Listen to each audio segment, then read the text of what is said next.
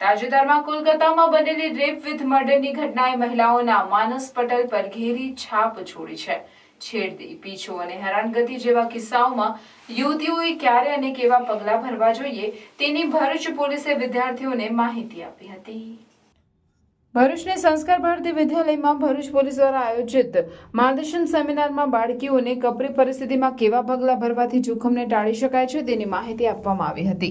ભરૂચ જિલ્લા પોલીસના police inspector Nitin Chaudhary અને બીઆર ચુડાસમા સાથે સાયબર ક્રાઇમના હેડ કોન્સ્ટેબલ મલકેશ ગોહિલની ટીમે એક માર્ગદર્શન શિબિરનું આયોજન શાળા ખાતે કર્યું હતું. આ શિબિરમાં પોલીસ અધિકારીઓએ બાળકીઓને વિવિધ કિસ્સાઓને ટાંકી અનુચિત સંજોગોમાં કયા પગલાં ભરવાથી હુમલા અને જાતીય સતામણીના બનાવો ટાળી શકાય છે તેની માહિતી પૂરી પાડવામાં આવી હતી.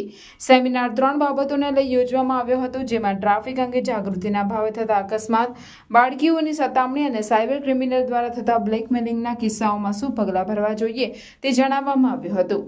શાળાના આચાર્ય શિરજા સિંઘે જણાવ્યું હતું કે અભ્યાસ ઉપરાંત બાળકોમાં સુરક્ષા અને સલામતીના પગલાઓની જાણકારી હોવી જરૂરી છે.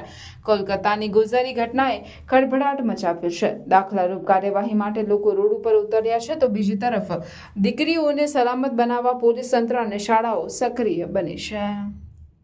ત્યારબાદ woman empowerment, good touch bed touch દીકરીઓ માટે, અને હાલમાં બનેલા જે કલકત્તાનો બનાવ છે એને રિલેટેડ પણ દીકરીઓને અવેર કરેલી છે. અને ત્યારબાદ મહિલા પોલીસ સ્ટેશનના પીઆઈ સાહેબ શ્રી અને શ્રી ટીમ દ્વારા બનેલા બનાવો સાથે એ લોકોને કેવી રીતે પોતાનો બચાવ કરવો અને આસપાસમાં બનતા કોઈપણ બનાવને જ્યારે એમની જાણકારીમાં આવે ત્યારે પોલીસને કેવી રીતે ઇન્ફોર્મ કરવી એ માટેની પણ ચર્ચા કરવામાં આવેલી છે.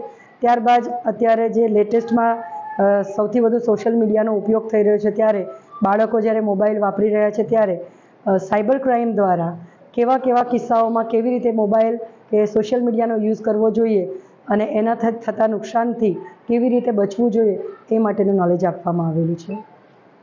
जिन्होंने बच्चों के लिए एक बहुत ही अच्छा प्रोग्राम रखा था, जिसमें उनको साइबर सेफ्टी एंड सिक्योरिटी के बारे में बताया गया, विमेन सेफ्टी जो आजकल का एक नीड ऑफ द आवर है उसके बारे में गर्ल्स को बताया गया था, और traffic rules and traffic norms के बारे में बताया गया था.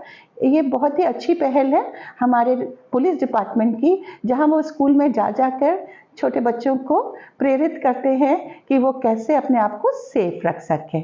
Thank you.